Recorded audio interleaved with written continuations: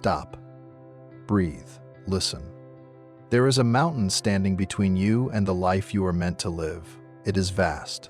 It is intimidating.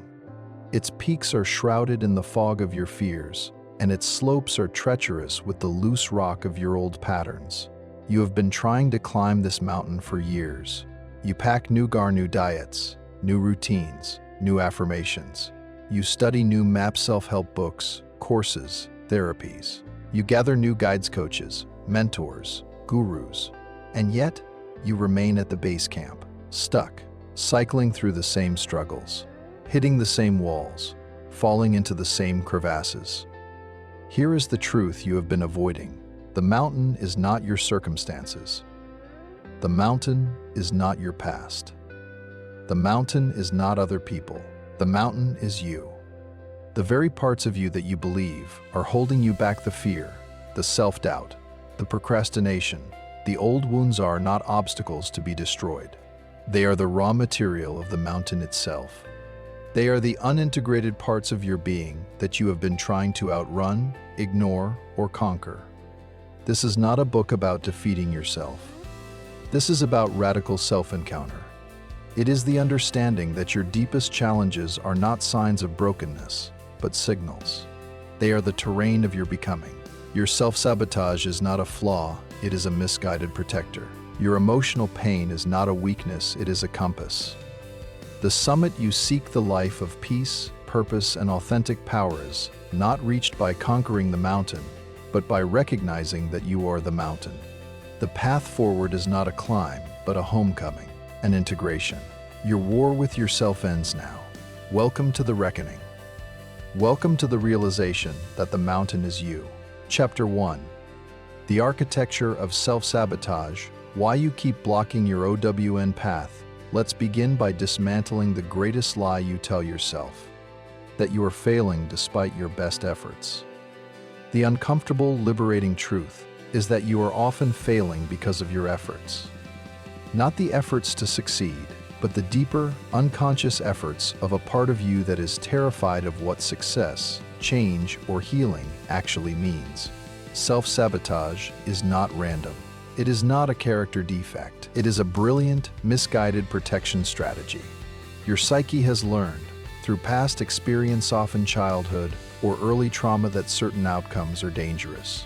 Example: if you were criticized heavily for standing out as a child, your subconscious may equate success with dangerous exposure and potential rejection. So, when you get close to a promotion, you unconsciously mess up. The sabotage is not to hurt you, but to protect you from the perceived threat of visibility. This is the core insight. Your protective mechanisms have become your prison. We operate from two selves: the conscious self, the you that sets goals, makes plans, and wants a better life; the subconscious self, the ancient emotional protector that runs on survival software. Its job is not happiness, but safety and familiarity. When your conscious self aims for a new goal, vulnerability in relationships, career risk, creative expression, it often triggers the subconscious protector's alarm. Danger, unknown territory, possible pain. The protector then engages the sabotage protocols: procrastination, anxiety, picking fights, creating chaos, getting sick. Your first drill: the sabotage pattern recognition. For the next 3 days, observe your own behavior with detached curiosity, like a scientist. When you feel the urge to procrastinate on an important task, or pick a fight with a supportive partner, or binge-watch TV instead of working on your dream pause, ask the protector, what are you afraid will happen if I move forward? Don't analyze. Just listen for the first quiet answer. You'll be judged. You'll have to maintain this. You'll be alone. You'll fail publicly. It won't be perfect, and then you'll be ashamed. Write these fears down. Do not fight them. Thank the protector for its vigilance.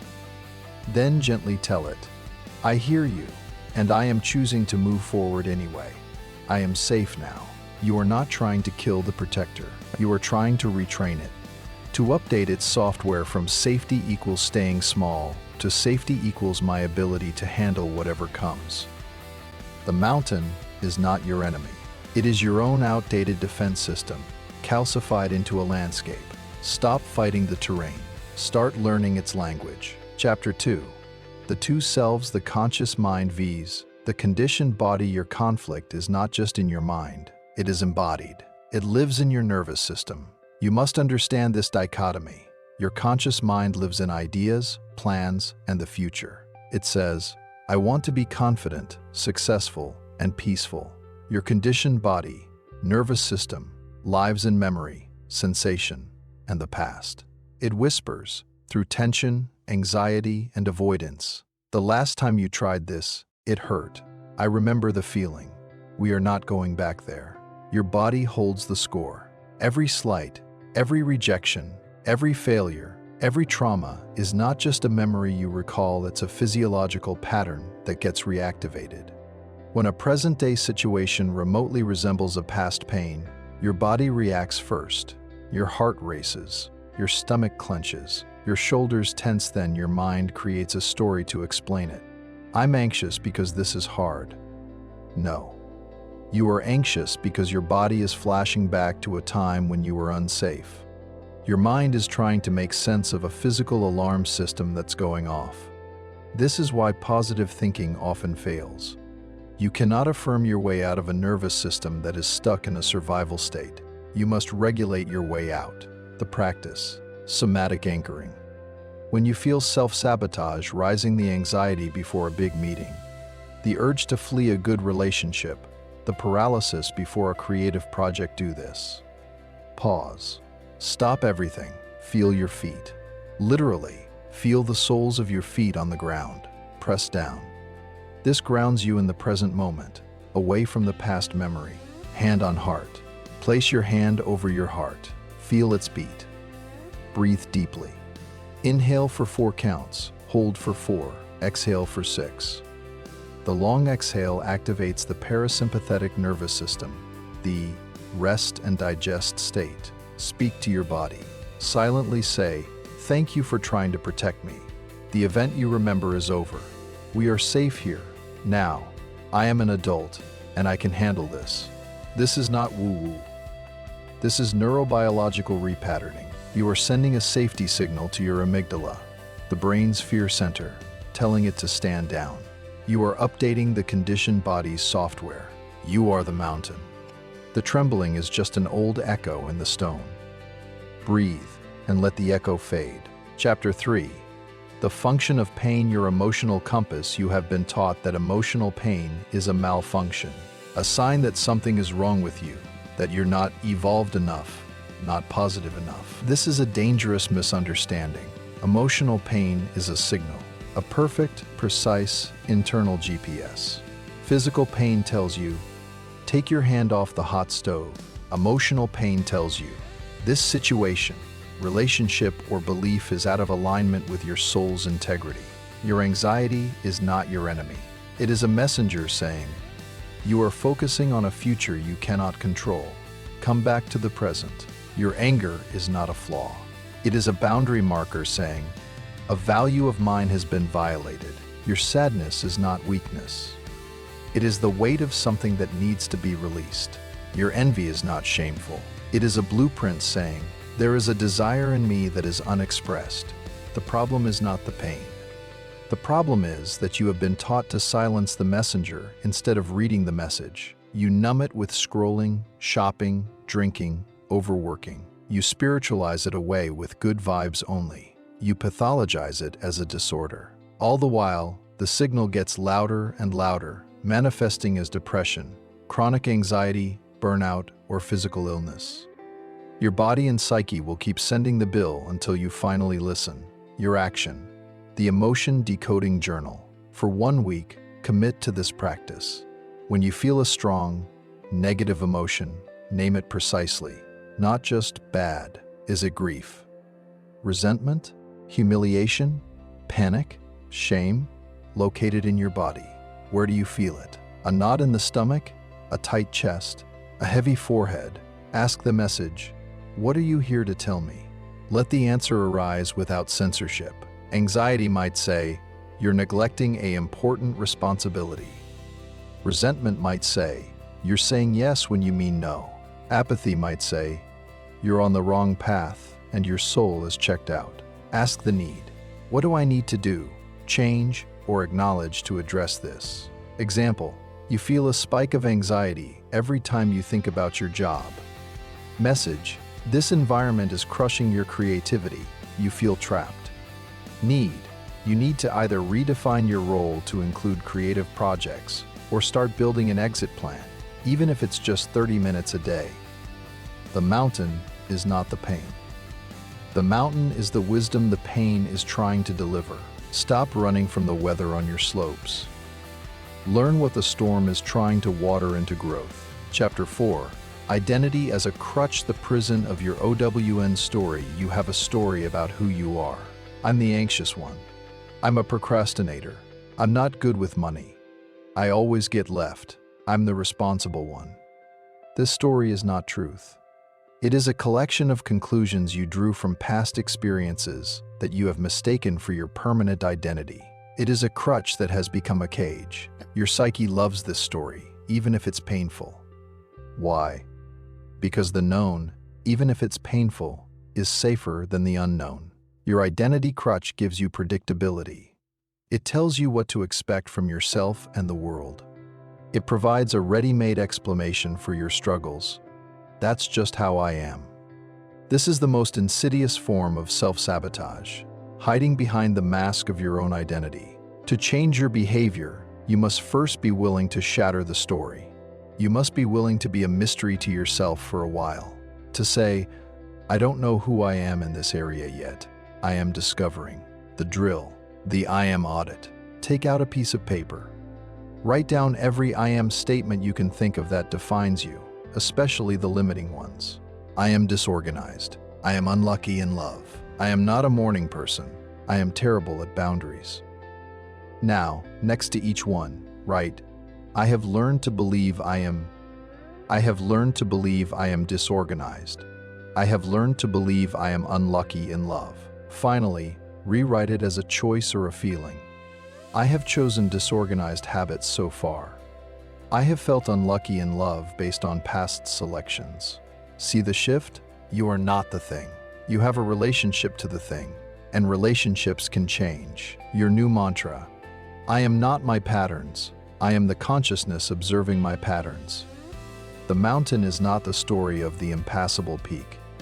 The mountain is the silent, solid presence beneath all the stories. Your true self is not the anxious person, it is the awareness that notices the anxiety. Anchor there. Chapter 5. The comfort zone is a graveyard. Why safety is the risk. Your comfort zone is not a cozy room. It is a slow-acting poison. You believe it keeps you safe. In reality, it keeps you dormant. Life is motion, growth, and expansion.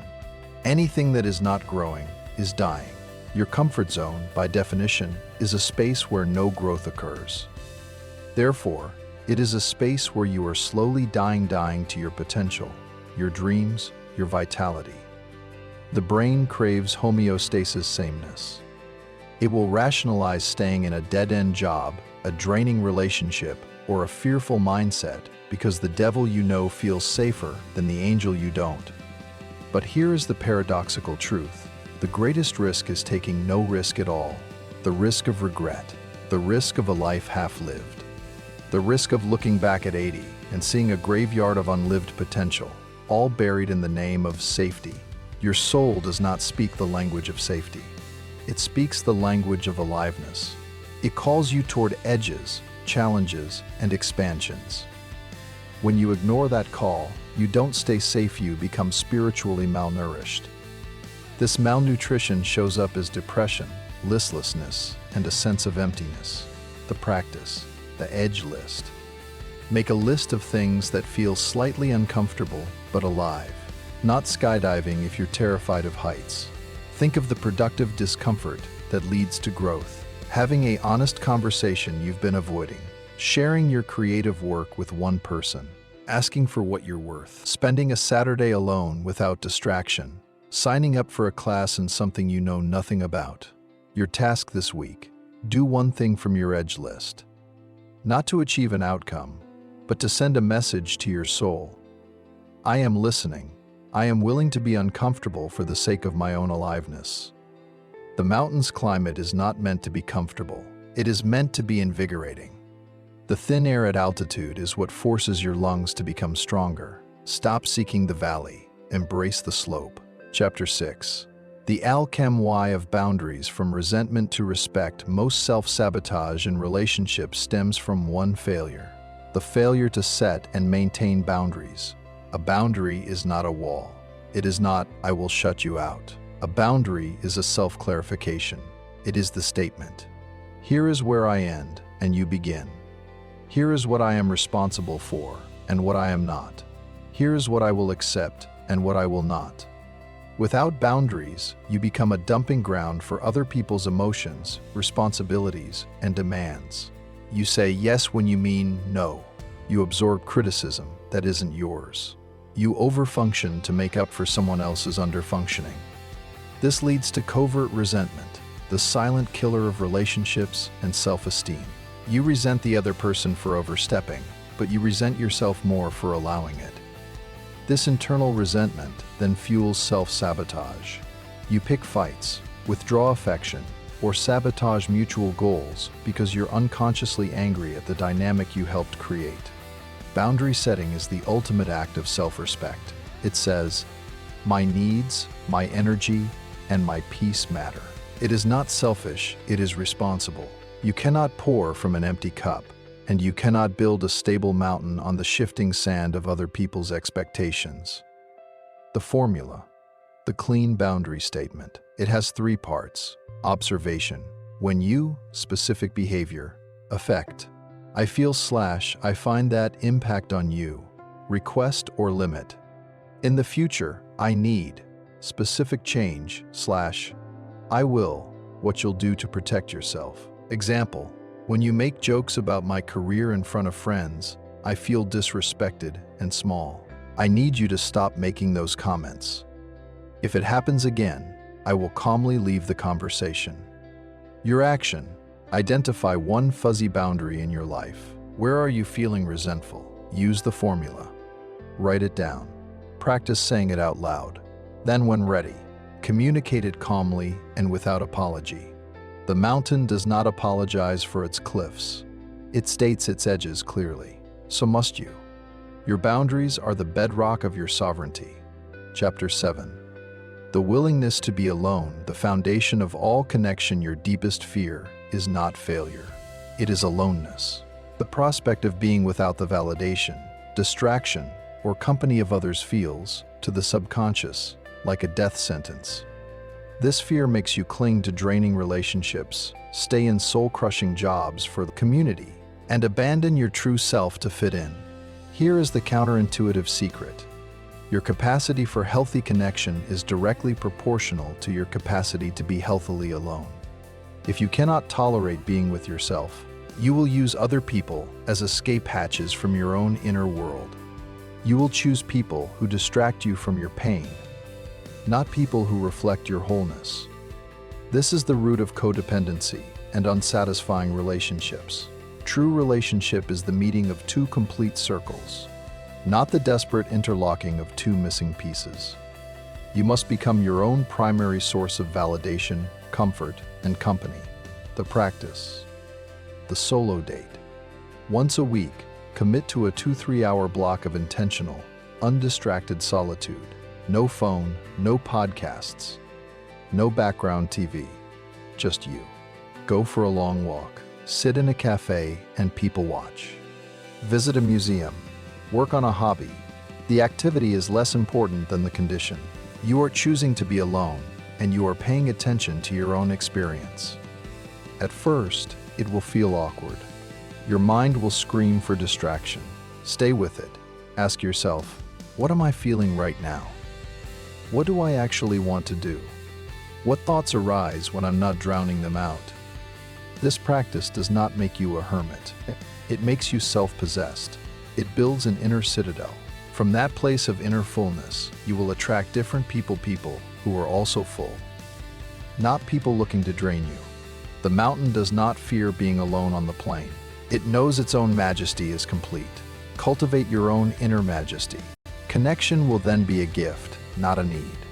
Chapter 8. Integration over positivity, bringing your shadow home. The good vibes only. Culture is a form of spiritual bypassing using positivity to avoid facing the difficult, messy shadow parts of yourself, your anger, your jealousy, your pettiness, your shame. You cannot heal what you do not acknowledge. You cannot integrate what you exile. When you label parts of yourself as and try to lock them in the basement, they don't disappear. They grow stronger in the dark and bang on the pipes.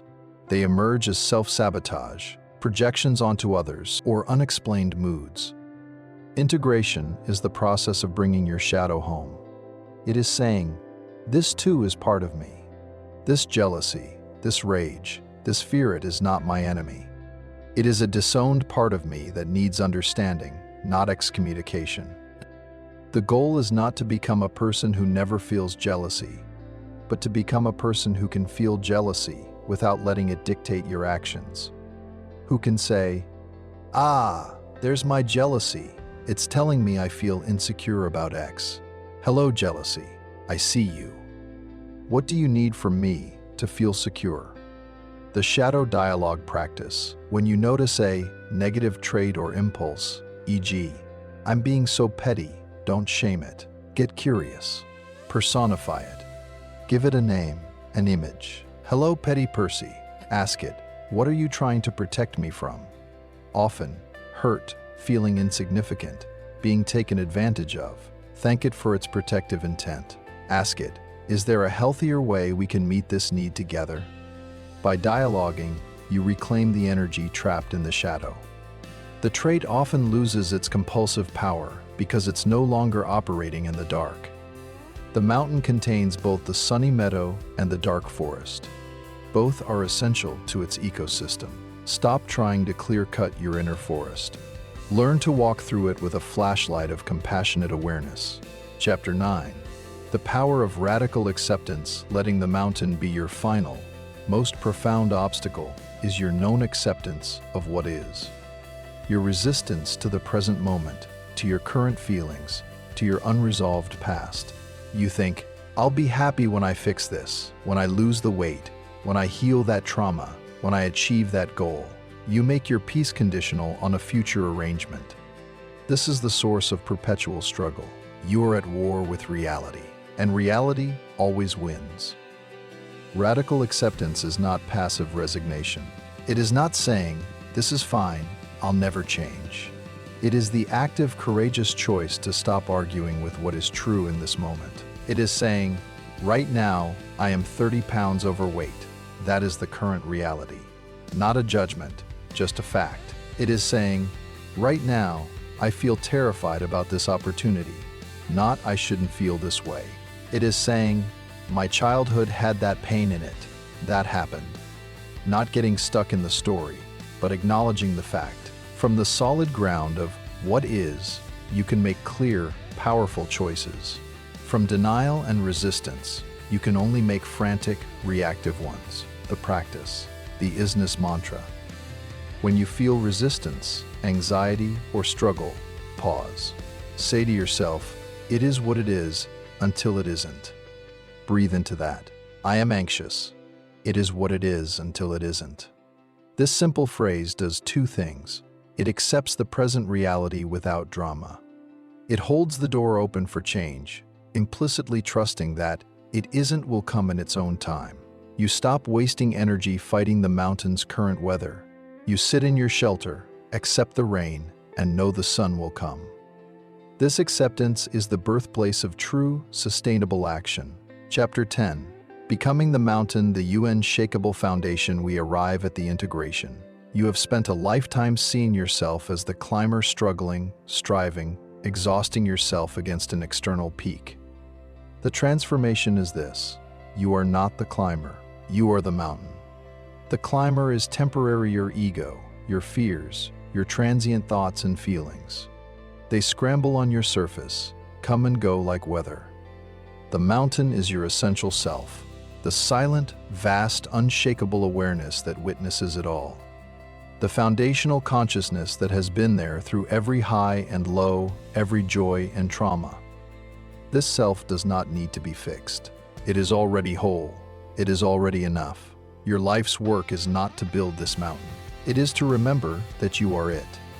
To identify less with the climber's struggle and more with the mountain's eternal presence. From this identity, everything changes.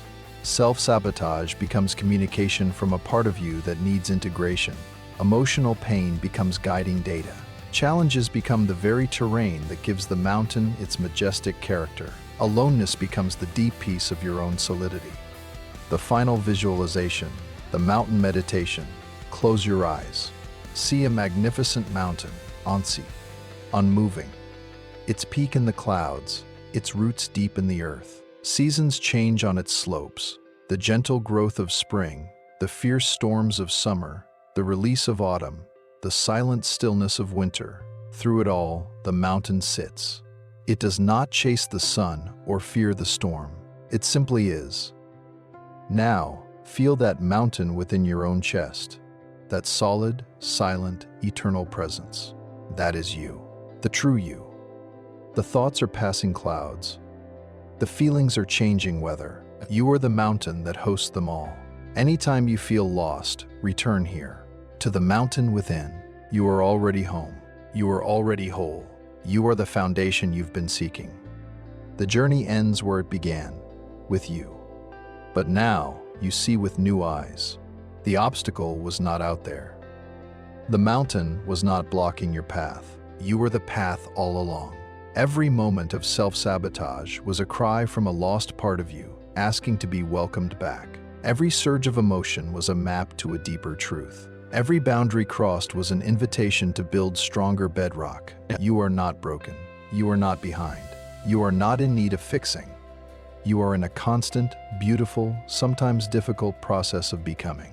Of integrating your shadows, of listening to your pain, of setting boundaries that honor your soul, of finding the courage to be alone so you can truly connect, of accepting what is so you can build what can be.